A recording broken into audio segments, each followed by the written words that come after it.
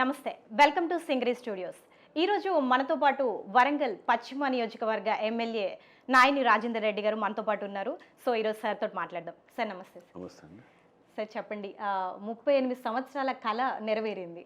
So ఎలా అనిపిస్తుంది sir? చాలా సంతోషంగా ఉంది. దాంతోపాటు బరువు బాధ్యతలు కూడా పెరిగినాయి. జంగా రాఘవరెడ్డి గారితో మీకున్న గొడవలు ఏంటి సార్?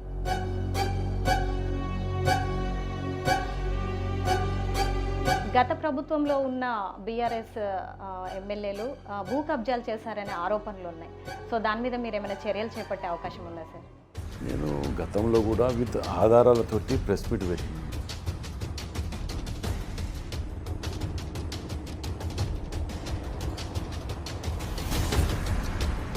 మేము రాబోయే రోజులలో కొత్త వరంగల్ని చూడబోతున్నారు, చేసి చూపిస్తాం, అలా ఎటువంటి సందేహం లేదు.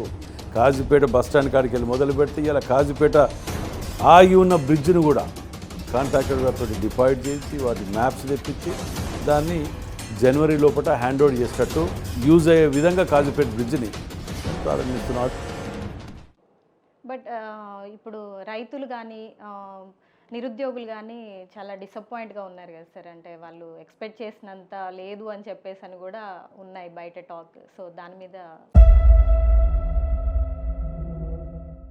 ఇప్పుడు 2 లక్షల రూపాయలు వీళ్ళు చేసిన అప్పులలో ఇరుక్కపోయి ఉన్న రాష్ట్రంలో ఉండంగా కూడా ఇవాళ 15వ తారీఖు పెన్షన్లు జీతాలు వచ్చే వాటిని 1వ తారీఖు తీసుకురావటం వలన అసంతృప్తిగా ఉన్నారా?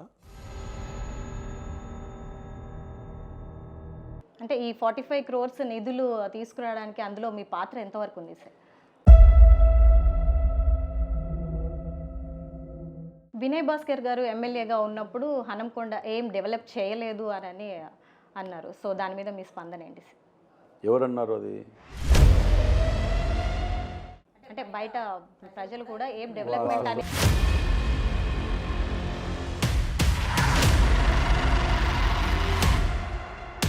సీఎం గారి తమ్ముడితో మీరు ఆస్ట్రేలియా పర్యటనలో ఉన్నారు. అధికార పర్యటన అనుకోవచ్చు. సొంత డబ్బులు పెట్టుకొని పోతే మీరు అది కూడా రాజకీయం చేసి కోడిగుడ్డు మీద ఈకలు గీస్తానంటే మీకు సమస్యలు లేవు కాబట్టి కోడిగుడ్డు మీద ఈకలు గీస్తున్నారు.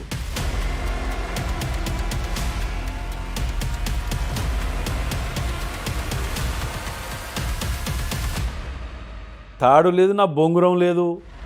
ఎంత భయంకరమైన నిజాలంటే 8 ఏళ్ళు అవుతుంది. నేను హౌస్ ట్యాక్స్ ఎందుకు కట్టే, ఆఫీస్ ట్యాక్స్ ఎందుకు కట్టే చెప్పండి.